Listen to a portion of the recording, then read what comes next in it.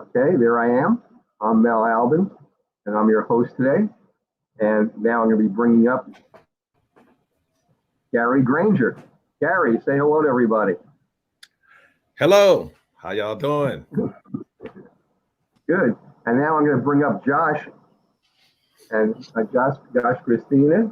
He's a keyboard player with the band, and I'm going to start off talking with Josh and talking a little with Gary to find out about some of your backgrounds in music, and of all the different groups or vocalists you could cover, why Elton? I know he's retiring, but there's been plenty of musicians and bands. What is your relationship to the music to Elton? So let's start out. Josh, why don't you tell us a little bit about yourself? All right. Well, I grew up in a very musical background. My mom was a club singer. My dad was a drummer. And when I was 5 years old, I heard Elvis Presley. I got into rock and roll and Jerry Lee Lewis, Little Richard, and all those guys. And I started to play piano. I started to write.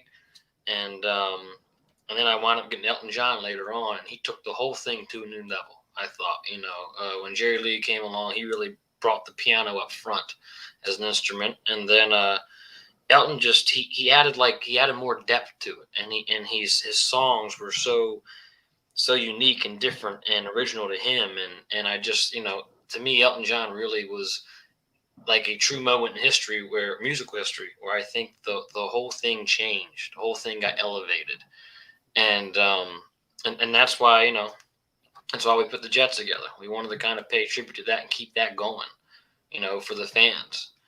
And I think, the fans deserve to have that. I know I would.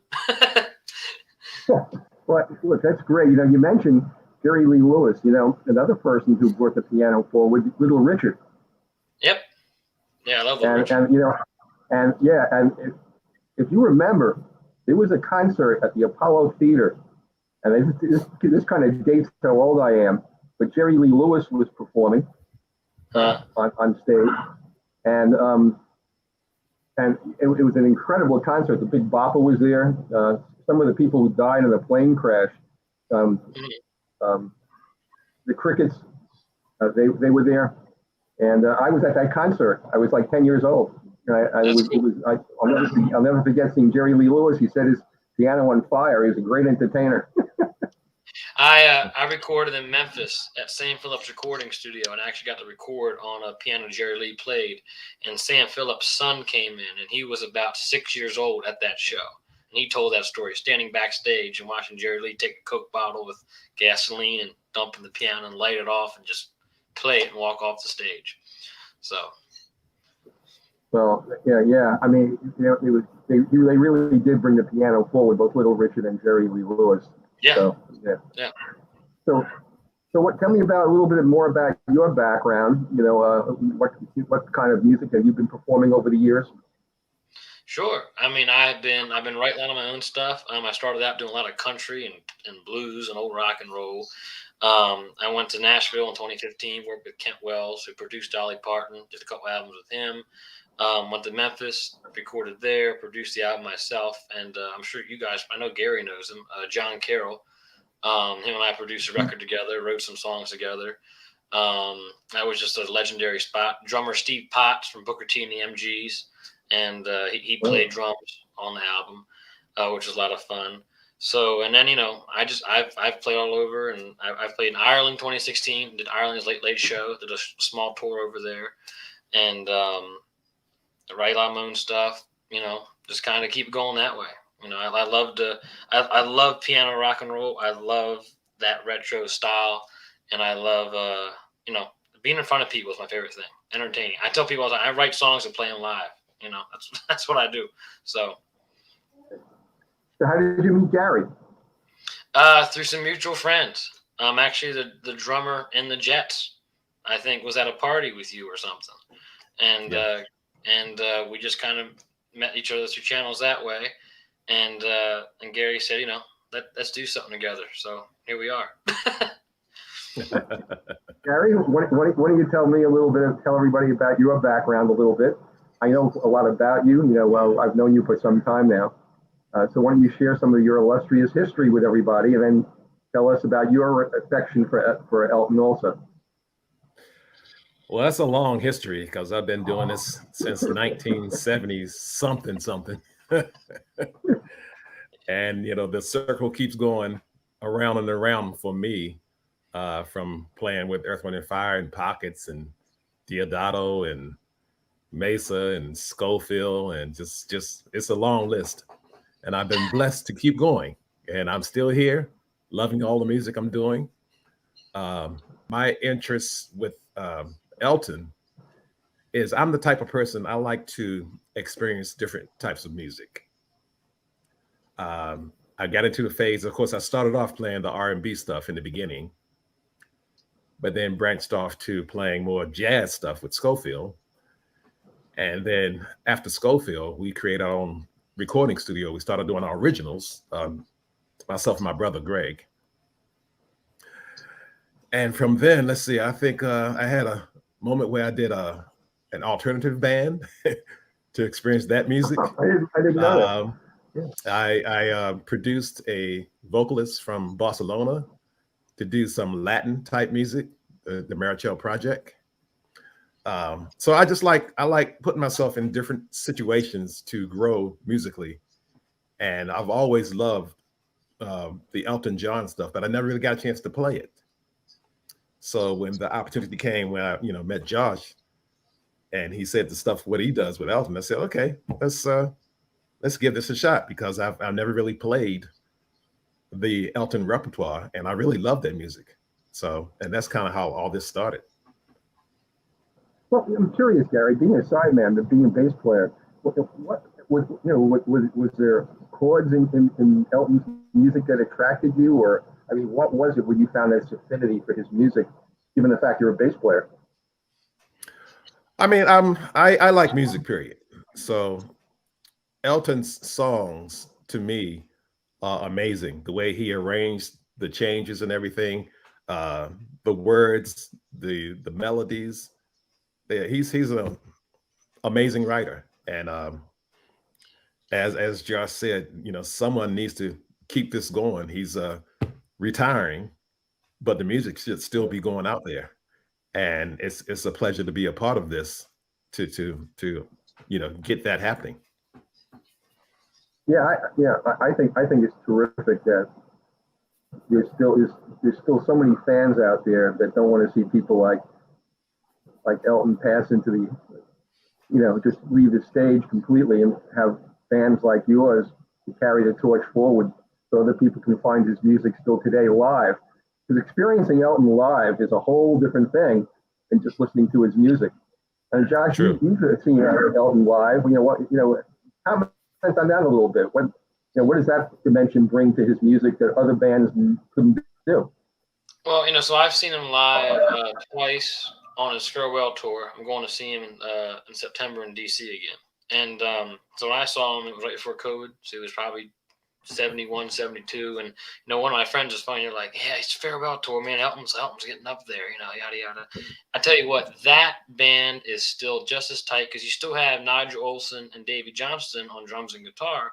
And they've been with Elton since he first came here in 1970. And so, I mean, they've been playing together so long. They're just so tight and locked, but yet they're fluid as well. I mean, he's still just a great performer, killer piano player. I personally think he's a better piano player now than he was back then, because he's grown, he's older, he plays smarter, and so that to me was the coolest part. He would take songs and stretch them out for 15 minutes, and they would just be jamming, and that was fun to me. That was cool. Like, that's the stuff I love, is when these artists take their songs and they turn them into a jam, or they turn something around in the song that you don't expect. And I wanted to take that same element when we did the Jets and do the same thing. Like, let's just not do these songs just, boom, boom, boom, done. Let's spin them around. Let's do it, because that's part of the Elton live show. It's Elton has a lot of great ballads, but then Elton has a lot of really great rockers, and those songs live are just so full of energy. Like, that to me is the Elton John show. It's just that energy, that electricity that's in that room. I saw a concert at Madison Square Garden in the 1980s called Piano Man, and it was Elton John and Billy Joel playing together. And they sang each other's songs. They didn't sing their songs. The other person sang, and it was phenomenal. I mean, it was just watch Elton as an improviser, just to be able to create, so much interest in the songs that he performs live. That's why I said live music is so important. If you really want to feel or understand an artist, you have to go live. It's just not the same, but that was a great concert I saw. So I've seen Elton also. So when you perform, Gary, what kind of Elton songs do you want to popular? You want to do his top songs, his top 20 Elton John songs, or what's the playlist like? Well, we are mixing the playlist up, from the top songs to the maybe the B-list songs, and even some songs that are more interesting to us. So it's kind of a good mixture of the whole repertoire. Of course, the repertoire is very large, so we can only get so much in about 90 minutes. But we're trying to mix it up as much as possible to make the show exciting and appealing. So it's not a top 20 Elton hit show. It's going to be the kinds of music that represents Elton's body of work. Yes. Yeah. And we're adding our own flair to it too. Yeah, tell me something about your other band members. I know you have a full band, so why don't you share some of the backgrounds and some of the people and how they came to be with your band too? Sure, Josh. So the guy responsible for me meeting Gary, Teddy Grant, he plays drums with us, and Teddy gigged on cruise ships for 3 or 4 years, and he wound up getting off of that and touring with the #1 Michael Jackson tribute guy in the world. And he toured New Zealand and Germany and all down through Australia. And then I actually was doing a small tour myself through some colleges out through Ohio, and my drummer had an emergency, so he had to leave the tour.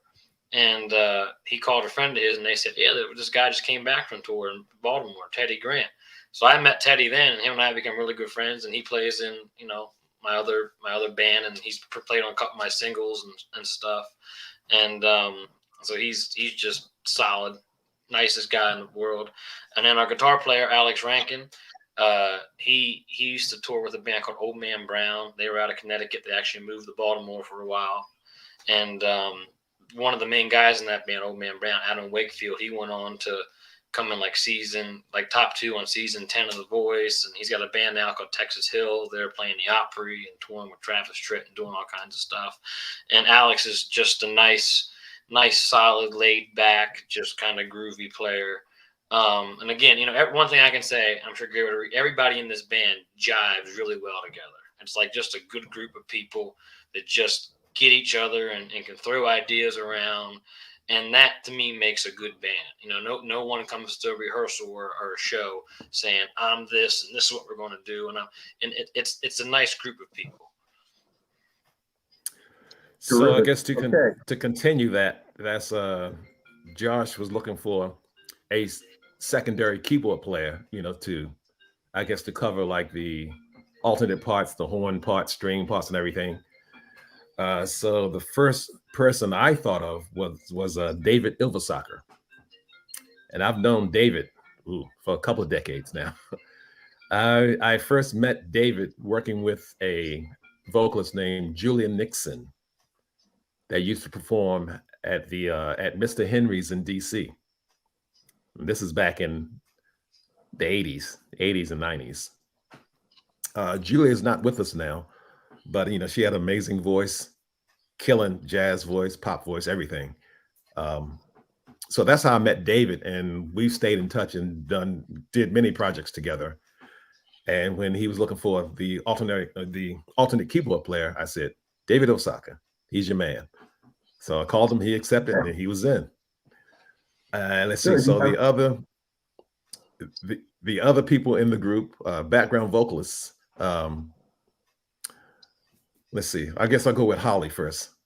I've met Holly let's see, when did I meet Holly? I think a group was looking for a background vocalist way back several years ago. And I got Holly's number, and we just became friends. That I call her for doing different things, sessions, recordings, and gigs over time. So once again, Josh, I'm looking for a vocalist.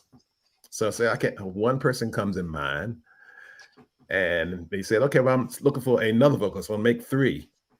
So I just recently met Chelsea Cameron.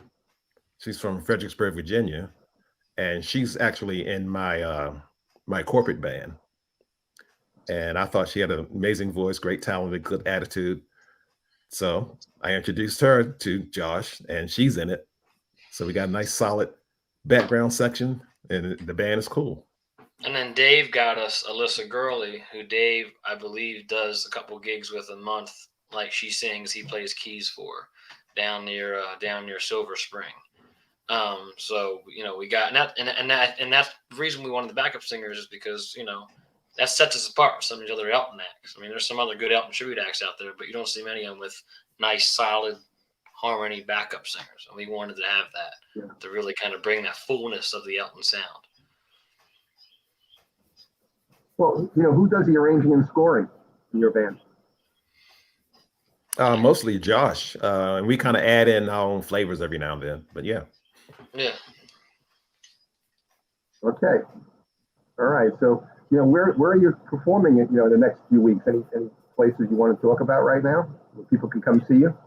Yeah, Sunday, July 31st. We're making our debut at the DC City Winery at 7:00. So we're super excited about that. That'll be a fun night. That's a fun venue. It's a kicking, great sound, great people. You're gonna love it down there. You got to come out. July 31st. Yep. I'll be at that one. I'll be there for sure. And here's the band in action. And I see that Josh is doing his Jerry Lee Lewis rendition of Standing on His Piano on his keyboards. Hey, but he's not going to burn it. Hey, I'm not going to burn that sucker. Yeah. Right. Which one of the background singers in this is Chelsea? Chelsea wasn't here yet. She joined in. We added her after this. This was way back. This was kind of like one of our earlier gigs. We've made a couple little personnel changes since then. But yeah. And where is this gig that I'm looking at?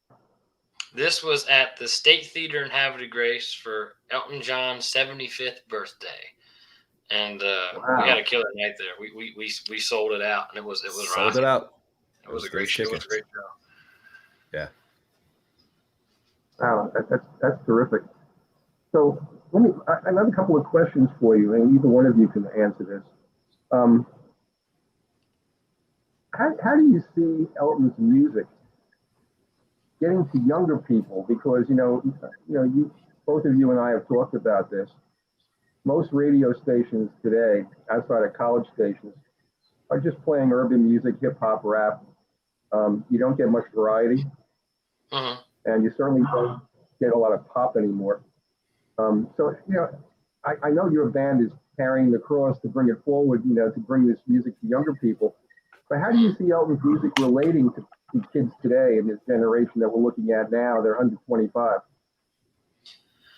I think, and Garrett, you can add to this, but I think that Elton just released that album, The Lockdown Sessions, that he did over COVID, and he partnered up with a huge slew of young artists, newer artists, contemporary artists, and that song with him and Dua Lipa, that Cold Heart remix, which most young people don't realize that's 4 old Elton John songs mixed in one.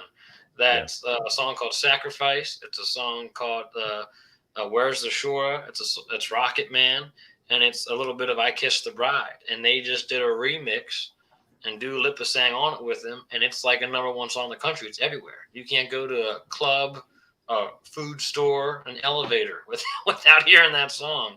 And I think stuff like that gets Elton's music to a new audience because they start checking him out. And when I saw him on his farewell tour, I mean, there was a group of 7, 8, 9, probably early 20s girls in front of where I was sitting, and they were loving it. They were going nuts over his stuff. They were singing "A Tiny Dancer" and "Rocket Man" and "Crocodile Rock." So I mean, I think he's a true legend, and his music does just continue to bridge across generations. I mean, what do you think, Gary? I think that the young people, if they are introduced to that music, they will love it.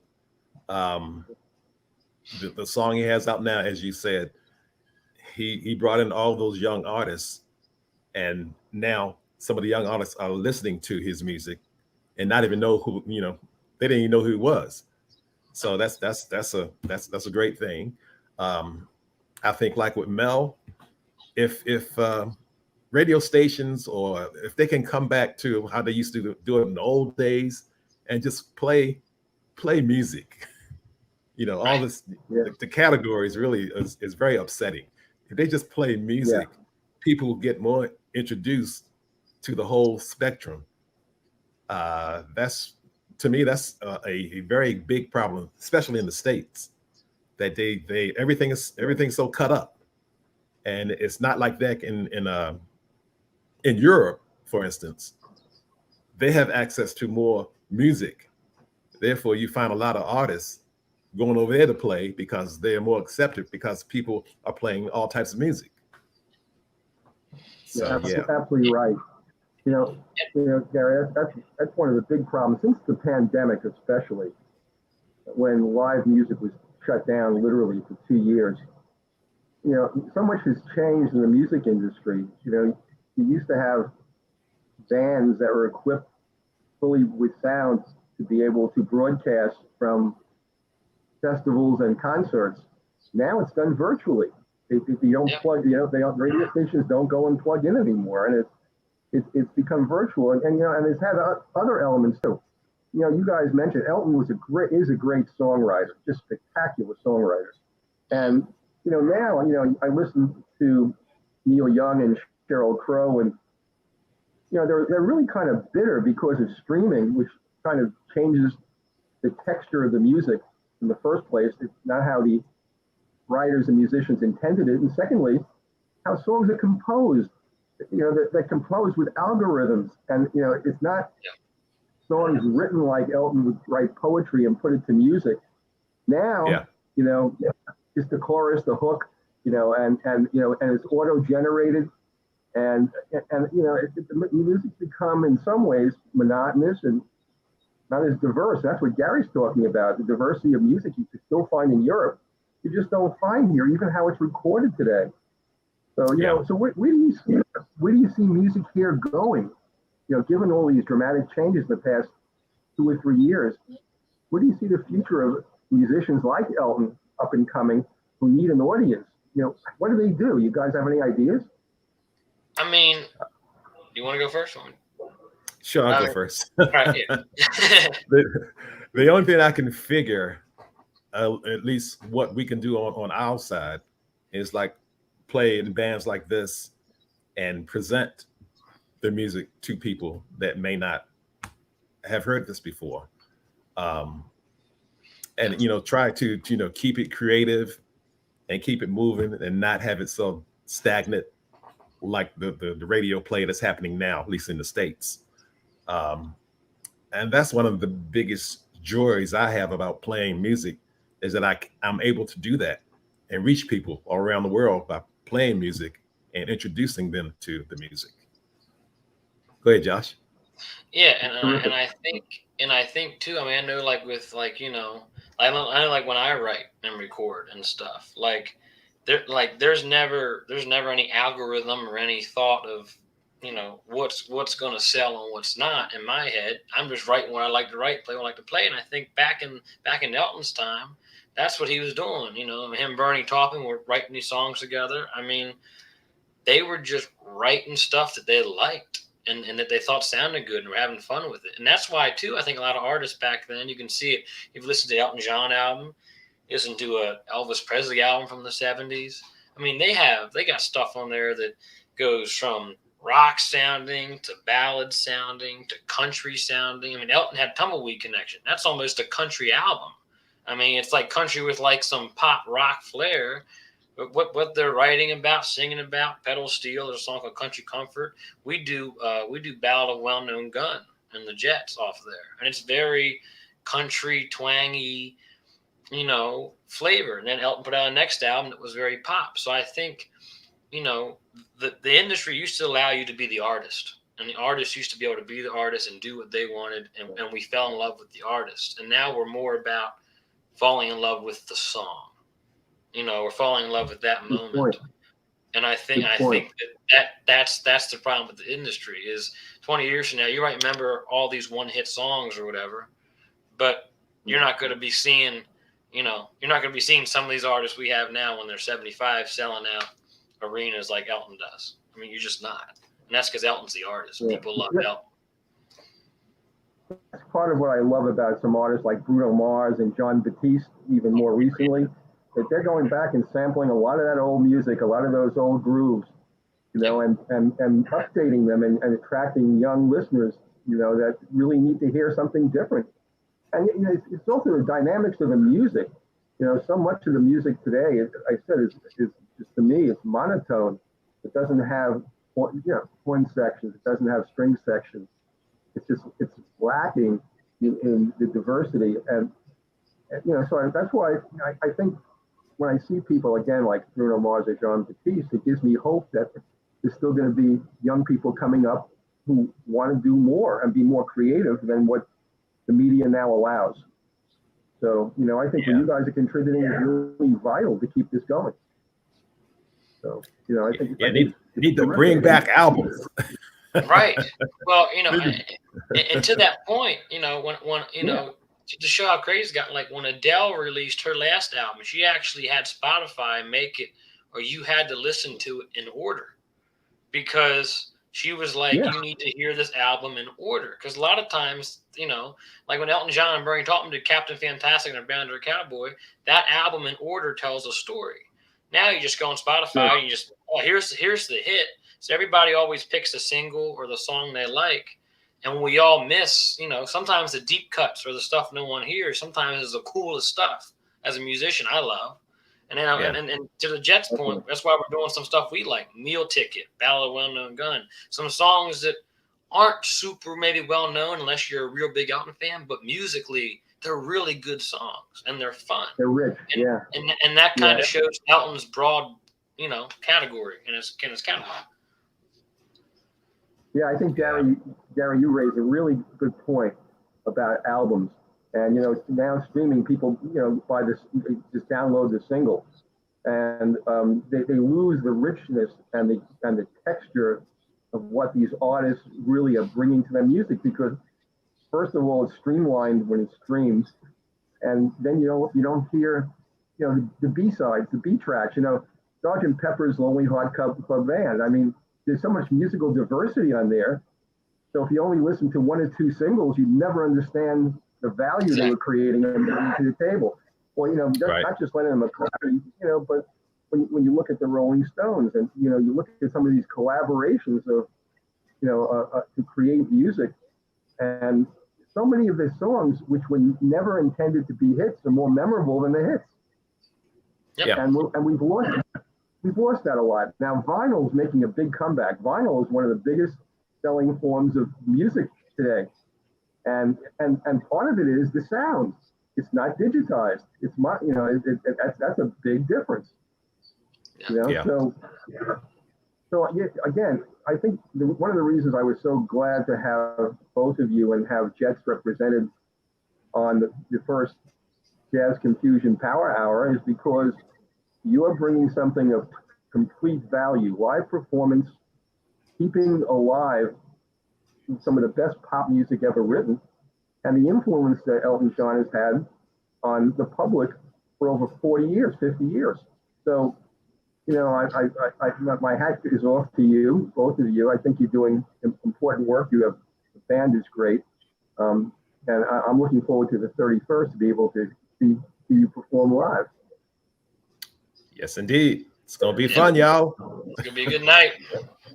Yeah, yeah. Well, we're gonna be, letting everybody know from now until the 31st on the Source Radio Network that they need to come down and go to the City Winery and hear Jets and carry on the Elton tradition. So, anything else you guys want to add? That we haven't covered that you want to talk about, the band, about the music, or about anything that we haven't covered today, or we pretty much covered it all. Well, I would say that the tickets are going fast. You need to get it in while you can. But last time I checked, the numbers are starting to pop up. So get your tickets now. Yeah, the City Winery is a great venue. I've been there many, many times in DC.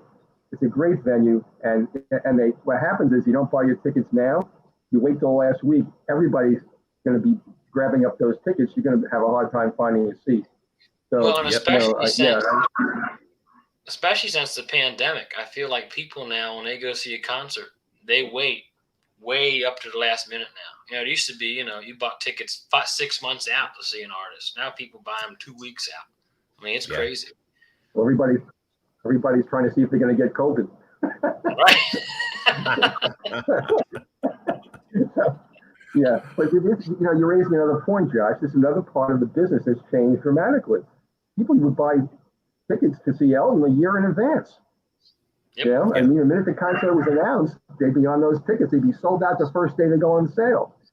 And now, people are just waiting. And a lot of it is because, too, that we're getting more and more used to virtual performances. They now can do holographic performances where it's three-dimensional. I mean, they can bring Elton, Amy Winehouse. They did a concert for her in the UK holographically. She was on stage. You couldn't tell on the virtual performance that she was not there singing and performing. And, a lot of this technology is starting to usurp and replace a lot of live performances. And, again, sometimes the technology is the tail wagging the dog, and it's not a good idea. No, and to that point, I mean, that's cool. I mean, I'm sure they're going to do that with other artists. I'm sure they're probably going to, they might do it with Michael Jackson or Elvis or James Brown or Aretha Franklin. But I feel like, though, virtually is cool, but there is always something about an actual live show when everybody is actually living, breathing in a room together, making music. There is really some type of energy or electricity that goes through that room that you're never ever going to get that, on holograms or a virtual concert. And I think too, even in the studio. I mean, and I've done it. I've done some of my singles have been remote, and you sub everything out. But then when I cut Memphis, we cut a live album. Anything we overdub was backups. And there was something about that. You get a bunch of people together, recording, playing. It sound. I think you can feel it off the record, and I think you can feel it in the room. And I think you're right. The technology is great to a degree, and COVID has changed it. But long term, like you don't feel that. You don't have that feeling when it's virtual or whatever. You mentioned this, Gary mentioned it. Music is a collective experience. It's a shared experience, and it unites people and brings people together, and offers them a respite from the everyday work life that most of us go through. And now people listen to music serially in their home or with ear, with Bluetooth in their ear, and they don't have that collective experience of what the music really was meant to do. And live music, performing Elton is this great service you're doing for everybody, and I'm sure it'll be very appreciated. I'm sure your band is going to do very well. So I appreciate both of you being on the Power Hour. We're looking forward to seeing you on July 31st at the City Winery in Washington, D.C. Get your tickets now. Or you won't be seeing me. You won't be seeing me or the boys here because you'll miss out on a great opportunity. Don't miss it. Again, Josh, thanks so much. And Gary, a pleasure as usual. And say hello to Brother Greg for me. Will do. And you guys have a wonderful day, and look forward to seeing you on the 31st. Awesome. Thanks, Mel. Thanks for having us. See you then. All right. Thanks. Bye-bye. Bye. Bye-bye.